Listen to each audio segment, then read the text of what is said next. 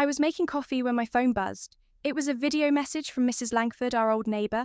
I hadn't heard from her in years. Just her name on my screen brought back memories I thought I'd buried.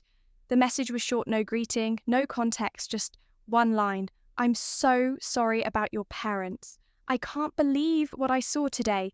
My stomach tightened. I tapped on the video. It was a church, a familiar one. St. Albans, the same place where they used to take me for Christmas Eve. Services when I was little. The camera zoomed in slowly, on two figures standing at the podium. My parents, my mother dressed in black lace and pearls, dabbing fake tears. My father, stiff and solemn, reading from a paper with shaking hands. Behind them, a casket, and next to that casket was my photograph. Large, framed flowers around it. I froze. No, my father's voice echoed through the phone. She was always a troubled girl, but we loved her. We did everything we could. My vision blurred. He was reading a eulogy, my obituary, though she left this world far too young. We pray her soul finally finds peace. What I wasn't dead. I was standing in my apartment, alive. Breathing, shaking, this couldn't be real. I scrubbed the timeline back, played it again and again. Their faces didn't change. Their voices didn't shake from grief. They were calm, controlled, performed. I gripped the edge of the kitchen counter. My hands wouldn't stop trembling. "What the hell is going on?" I whispered aloud.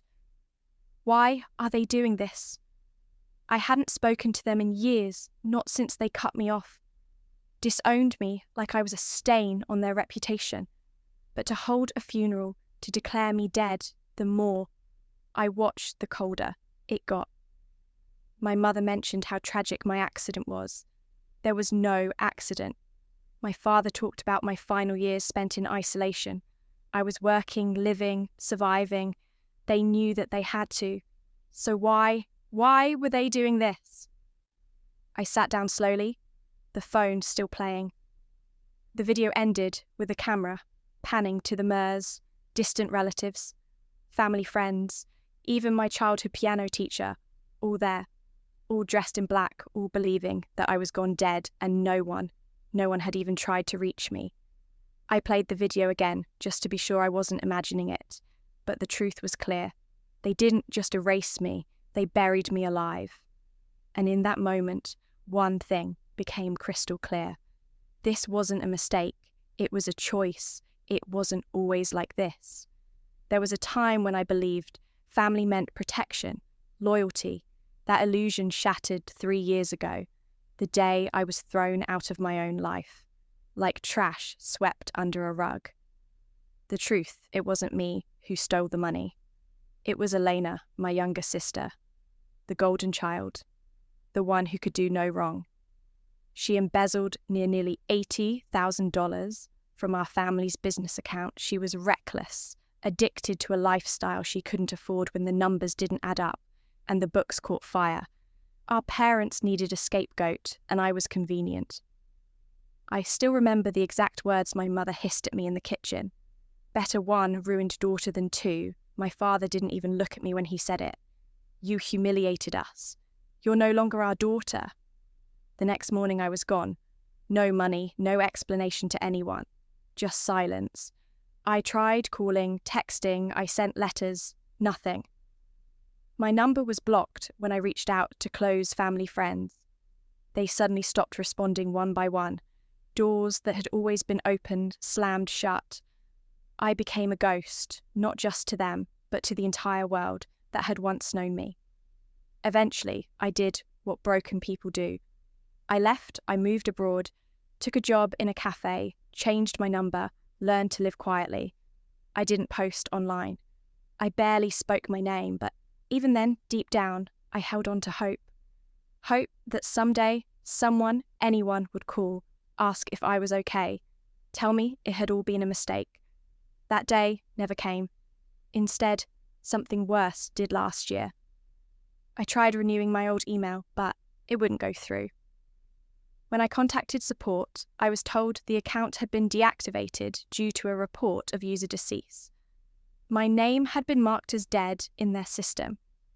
Officially, digitally, completely, they hadn't just disowned me, they erased me. I couldn't sleep that night. The video played on a loop in my mind, their voices, their fake grief my face, next to a casket. I'd never seen my own funeral without me. Something wasn't right, so I started digging, first. I called my Aunt Rachel, my mother's older sister. We hadn't spoken in years, but she always used to sneak me candy at family reunions. She answered on the second ring. "Hello, Aunt Rachel. It's me. It's Maya." Silence. Then click. She hung up. I called again. Blocked. Next, I tried my cousins. One sent me a thumbs up emoji and never replied again. Another asked, "Is this some kind of sick joke?" No one believed I was me, except one. My youngest cousin Sam, the one who always looked up to me when we were kids.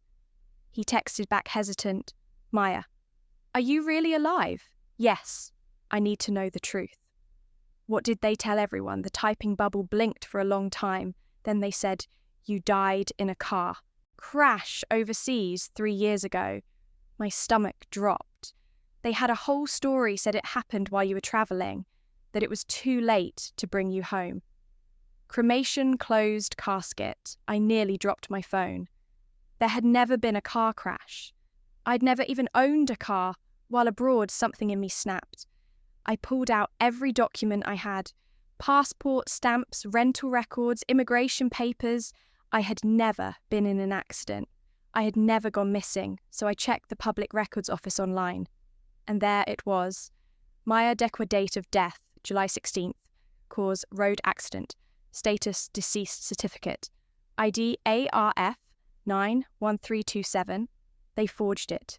They made me legally dead. I stared at the screen. Frozen. This wasn't grief. This wasn't denial. This was a cover-up. But what were they hiding that was worth burying me alive? I should have stopped digging, but once you realize your own family buried you alive, you have to know why I found my answer in a place I hadn't looked in years.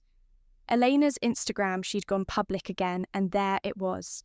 A glittering carousel of images, white roses, champagne, fountains, a diamond, the size of a small planet. Elena's wedding, everyone was there. Aunt Rachel smiling like she didn't hang up on me. My cousins clinking glasses. Even great Uncle Theo, who lived in another country and never showed up for anything. But not me. Not one mention, not one photo, not even a wish. Maya could have been here. Caption, I was gone, erased, like I never existed, until I looked closer in one of the photos taken at the reception. There was a speech in progress, a toast. Her husband stood smiling, and next to him, my father, holding a wine glass, speaking into a microphone, grinning under the caption, to the one daughter who always made us proud. And there it was, the switch, not just forgotten, replaced curious. I searched the family business registry, a few clicks, and my blood went cold. The trust fund my grandparents had left for me, college startup money, everything was transferred to Elena 6 months after my death. Legally, quietly, she didn't mourn me. She profited off me. I stared at her smiling face, white dress sparkling in the sun, and it hit me. My sister didn't just replace me, she erased me. Enough was enough. If they wanted me dead, they were about to see just how alive I really was. The next morning, I walked into a law office with a stack of documents and a fire in my chest. Passport, stamps, employment contracts, tax filings, lease agreements, flight records, proof, unshakable, unforgivable. The young attorney across the desk looked stunned. "You're challenging your own death." I slid the forged certificate across the table. "I'm not dead, but I plan to haunt them." He blinked, nodded slowly. "Then we'll start with a fraud, complaint and a motion to revoke the declaration of death. It'll take time, but legally, I don't have time. I cut in because apparently I have a memorial." "This Sunday," he looked up. I didn't flinch. Earlier that day, a message came through from an unknown number. Just one line, "They're holding a memorial for you next Sunday at St. Albans." No name, no explanation. but I knew the church, I knew the address. It was real. And so was my plan. I stood at the window of my apartment that night, the city lights glittering below me like sparks, waiting for gasoline. They dressed me in, lies buried me in silence, pretended I never existed. But now I had a stage. Let them grieve, let them cry, let them perform, and when the curtain lifts, let's give them a funeral. To remember, St. Alban had never looked so full. Cars lined the street like a parade of grief. The heavy doors of the church stood open just long enough to let in mourners dressed in black, weeping, whispering, hugging each other like tragedy had touched. Then personally, I watched from across the street. Black coat sunglasses still, invisible. It was surreal, like watching a play about a character who looked like me, sounded like me, but wasn't me. At all, inside the performance had begun. The organ played something slow and tragic. Candles flickered beneath my photo, the same one they used on the fake obituary. I remembered the day it was taken. I was smiling for real. Back then my father stood at the pulpit, face solemn, voice just loud enough to carry. She was troubled, but we loved her. She lost her way, and though we couldn't reach her, we never stopped praying she'd come back to us. My mother sat in the front row, dabbing tears with lace-trimmed tissues, like she'd practiced for weeks. Her sobs were delicate, perfect, and Eleanor, she stood next Pearl's clutch like they were keeping her heart from falling apart. My sister Maya was complicated, but she was mine. I wish I could have said goodbye, a lie wrapped in a tear tied with a bow.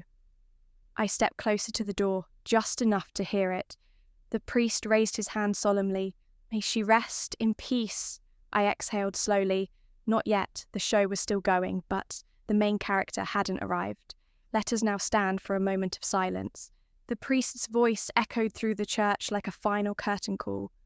Everyone rose to their feet, heads bowed, eyes closed, hands folded politely over hearts, and in that breathless pause I pushed open the doors. The sound was sharp, deliberate, 2 heavy oak doors groaning open like a tomb splitting in half. The cold light from outside poured into the church, spilling down the aisle like a spotlight, and I stepped into it. Slowly, deliberately, each heel, strike on the marble floor echoed like a gunshot. Click, click, click. The silence cracked open. Gasps, a few people turned, then more. Whispers bloomed like wildfire. Is that? It can't be. A child's voice pierced the tension. Mum, isn't that her? I took off my sunglasses. Eyes met mine, wide, disbelieving. Terrified, my mother's face went pale. Her lips trembled. Then she crumpled a hard, theatrical faint. Her body dropped like she'd rehearsed it. My father's mouth hung open. Wine glass slipping from his fingers, it shattered against the pew. Eleanor locked eyes with me and froze. Her jaw clenched, her pearl necklace twisting in her grip. A half-full glass of champagne tumbled from her hand and splashed across her perfect white shoes. The priest, stunned, took a step back. I kept walking, every eye in the building followed my steps, like they weren't sure if they were seeing a ghost or a reckoning, and maybe I was both. I didn't say a word, I didn't need to. My presence was the thunder after the LI, the consequence they prayed would never come. By the time I reached the front of the aisle, the room was holding its breath. I turned, faced them all, and smiled. Let the truth begin. I stood at the front of the church beneath my own portrait. Thea, same photo they used to eulogize me to bear. Bury me, I turned to face the crowd, dozens of eyes staring at me like I'd risen from the grave. Good. Let them look. I cleared my throat once and spoke into the silence. I heard I died, but I'm here to correct the story. A ripple went through the room. No one moved. Some had phones in their hands but forgot to blink, let alone hit record. There was no accident, no tragic car crash overseas, no closed casket, because the body was unrecognizable. I pulled a folder from my coat. thick-stamped, sealed with government marks and international dates. These are my passport stamps, my employment records, tax filings, apartment leases. I've been alive. I've been working. I've been surviving. The only thing I lost was them. I turned to my parents. They told the world. I died, faked the documents, filed a certificate, and when I was legally gone, I turned my eyes to Elena, who stood frozen, fingers clenched around her pearls. They transferred everything to her, my trust fund, my inheritance, my life. Elena opened her mouth, tried to speak. I didn't let her. Don't enjoy the house you bought with my money. A murmur rose like thunder behind me. Someone whispered, she's got proof. Another gasped, and then a phone lifted, red dot blinking. Someone was filming good. Let the world see this funeral for what it really was. Not a farewell, a cover-up. You didn't lose a daughter, I said, staring my father down. You threw her away, and now you get to watch her walk back. In the lies were ashes, and I just lit the match. I turned back one last time. My father's face was pale, my mother still trembling in her seat. Elena Hollow defeated no pearls to clutch now. You buried me to protect yourselves, I said calmly, but I came back to haunt you with the truth. No more shouting, no more lies, just silence.